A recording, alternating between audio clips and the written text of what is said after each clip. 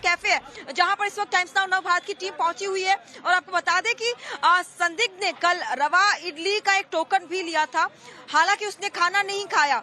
Plate रखी उसने और तुरंत उसने एक बैग जो है वो यहाँ पर रखा और उसके बाद वो निकला यहाँ से। बस में उसने ट्रैवल किया था, यहाँ पर पहुंचता है, रवा इडली का टोकन लेता है, खाना नहीं खाता। उसके बाद यहाँ पर जैसे यहाँ से निकलता कुछ देर के बाद करीब 12:55 और 30 सेकेंड पर यहाँ पर ये ब्लास्ट होता है। और तस्वीरें जैसे कि आपको यहाँ पर दिखा रहे हैं कि अफरा तफरी ऐसी मचती है कि लोगों को समझ में नहीं आता कि क्या हो रहा है, आखिर ये धमाका किस कारण हुआ।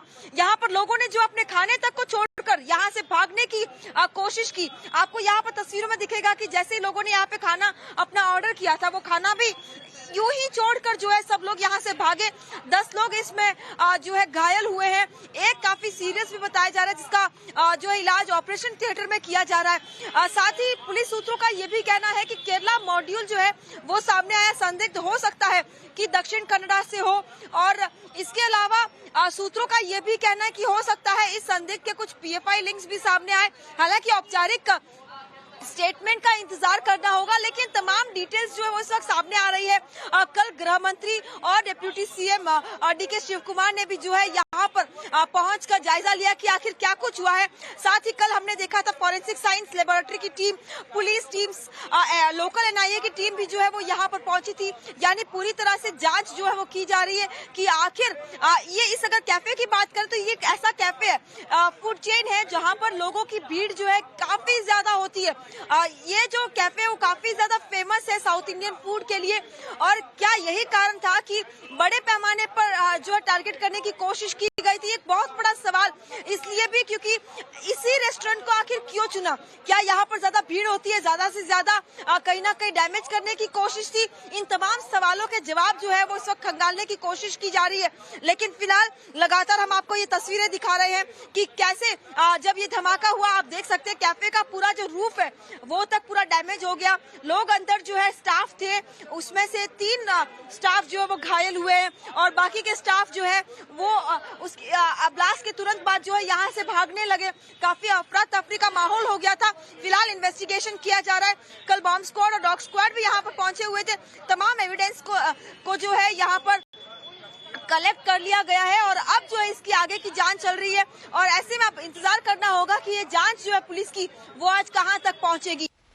तो घटनास्थल से हमारी संवाददाता पिंकी राजपुरोहित की रिपोर्ट आप देख रहे थे और सीधा आपको ग्राउंड जीरो लिए चलते हैं। पिंकी एक बार फिर हमारे साथ वहां से लाइव जुड़ चुकी हैं। पिंकी, सवाल तो बहुत सारे उठ रहे हैं, लेकिन 2 बड़े सवालों का मैं जवाब आपसे फिलहाल जानना चाहूंगी। जितनी बड़ी बड़ी एजेंसियां इस वक्त जांच में जुटी हुई है, निश्चित तौर पर इसके पीछे कोई बड़ा मकसद होगा, क्योंकि 3 टेरर मॉड्यूल से जांच की जा रही है। इसमें सबसे ज्यादा आशंका किस बात की जताई जा रही है? और दूसरा सवाल, लो इंटेंसिटी ब्लास्ट थी तो इसका मकसद क्या हो सकता है? फिलहाल सिर्फ डर का माहौल पैदा करना या फिर वाकई यहां पर नुकसान पहुंचाना? देखिए, यही एक बहुत बड़ा सवाल है कि आखिर क्या मकसद था, क्योंकि जो टाइमिंग चूज किया गया था, रामेश्वरम कैफे की तस्वीरों के साथ आपको बताना चाहेंगे कि जो टाइमिंग चूज किया गया था, ये काफी मशहूर कैफे और फूड चेन है जहां पर 1 बजे से 3 बजे के बीच में लोगों की भीड़ जो है वो काफी ज्यादा देखने को मिलती है। आसपास कंपनियां हैं, एम्प्लॉयज यहाँ पर बड़ी संख्या में पहुंचते हैं। जो टाइमिंग चूज किया गया है वो एक कहीं ना कहीं सवाल जरूर पैदा करता है कि क्या एक बड़ा डैमेज करने की कोशिश थी, एक बड़ी सी दहशत फैलाने की कोशिश थी?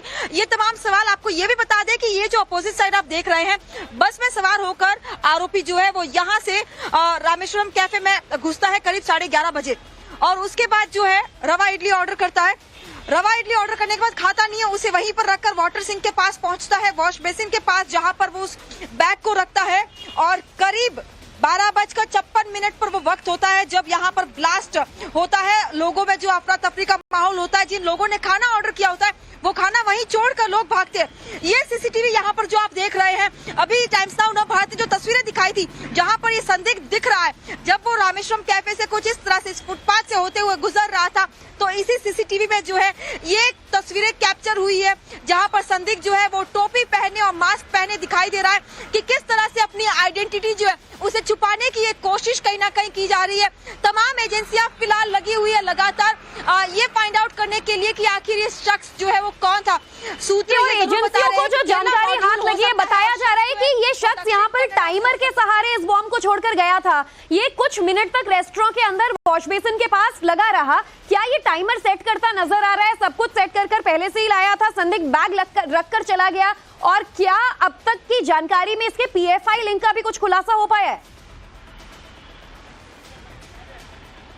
देखिए, आपको बता दें कि टाइम्स नाउ नव भारत के पास वो तमाम तस्वीरें लगी है जिसमें क्लियरली जो वायर, चिप्स और जो टाइमर का इस्तेमाल किया गया था, रिकवर किया गया इस ब्लास्ट साइट से, उसकी तस्वीरें जो है वो हमारे हाथ लगी है। क्लियरली ये दिखा रहा है कि इस शख्स ने जो है पहले से ही तमाम तैयारियां कर यहाँ पहुंचा था। उसके हाथ में एक ब्लैक कलर का बैग भी दिखाई दे रहा है जिसको लेकर ये कैफे में पहुंचा था। और खाने को ऑर्डर करने के बाद वो वहां पर इस टाइमर बॉम्ब, अमूमन जो है नेल्स का इस्तेमाल होता है, लेकिन इसने नट बोल्ट और साथ ही टाइमर का इस्तेमाल इस आईईडी बॉम्ब ब्लास्ट में किया। और साथ ही आपको बता दें कि लो इंटेंसिटी का ये ब्लास्ट जो है वो 2022 में नवंबर के महीने में जो ऑटो में एक प्रेशर कुकर में आईडी का ब्लास्ट हुआ था, जिस आईडी का इस्तेमाल किया गया था वो बिल्कुल इससे मिलता जुलता है, ये सूत्र हमें बता रहे हैं। हालांकि फिलहाल एनआईए के अलावा तमाम टीम्स इसका इन्वेस्टिगेशन कर रही है।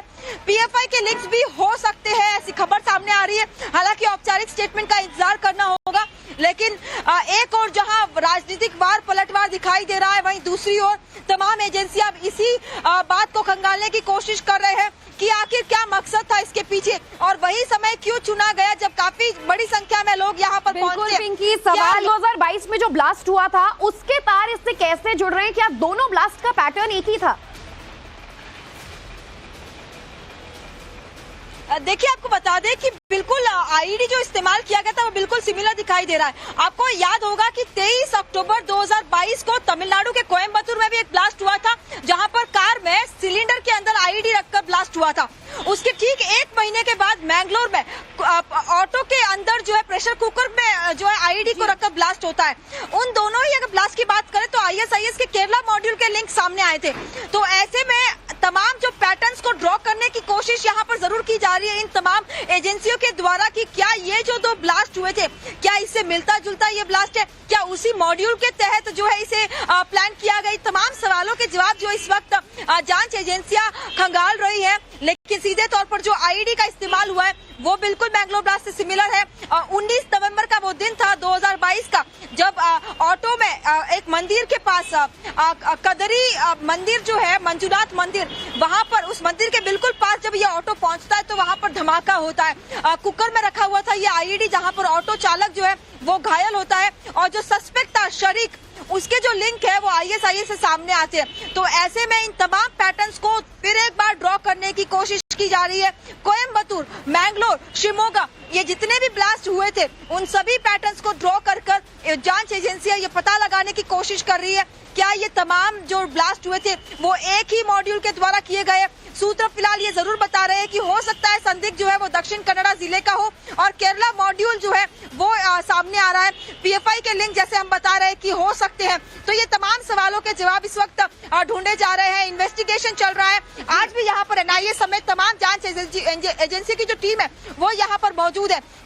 ऐसे में अब इंतजार करना होगा जब पुलिस की ओर से औपचारिक तौर पर कोई स्टेटमेंट आएगा। वहीं दूसरी ओर बीजेपी जो है अब कांग्रेस के सिद्धरामैया सरकार पर हमलावर है कि विधानसभा में जिस तरह से प्रो पाकिस्तान के स्लोगन्स लगते हैं उसके तुरंत बाद इस तरह का ये धमाका होता है। तो अपने आप में कई सवाल जो है वो बीजेपी भी उठा रही है। तौर पर कई सवाल अब बीजेपी उठा रही है प्रदेश की कांग्रेस सरकार पर। और ऐसे में देखिए, इंटेलिजेंस को लेकर सवाल उठाया जा रहा है कि अक्सर राज्य में अलर्ट जारी कर दिए जाते हैं, संदिग्ध गतिविधियां कोई हो रही होती हैं तो जानकारियां लग जाती है, लेकिन इस बार क्या?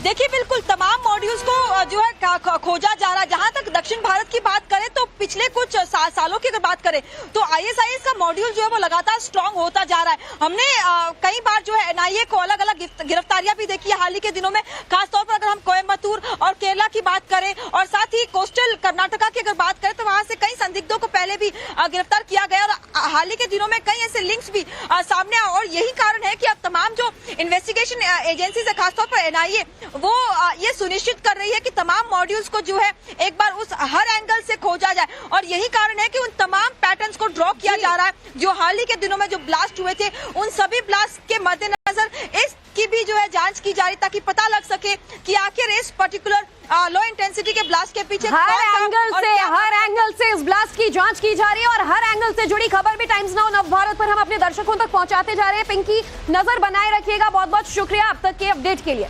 बढ़ते हैं आगे।